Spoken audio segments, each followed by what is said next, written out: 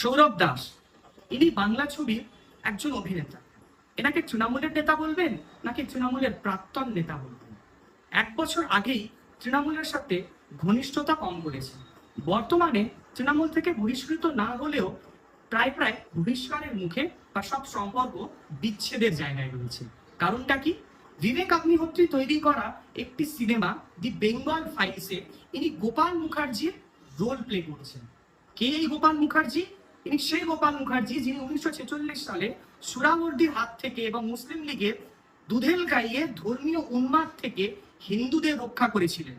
হিন্দুদের ঐতিহ্য, হিন্দুদের গর্ব, সেই গোপাল মুখার্জির রোলে দেখা যাবে এই সৌরভ দাসকে।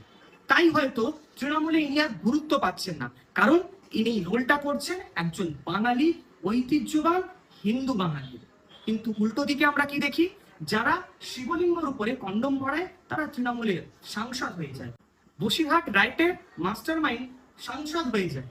এছাড়া যারা হিন্দু সনাতন ধর্মকে গালি দেয় তারা তৃণমূলের চোখের নয়নমণি, কিন্তু যারা হিন্দু ধর্ম এবং বাঙালির ঐতিহ্যের কথা বলে তারাই হয়ে ওঠে তৃণমূলের দুই চোখের বিষ।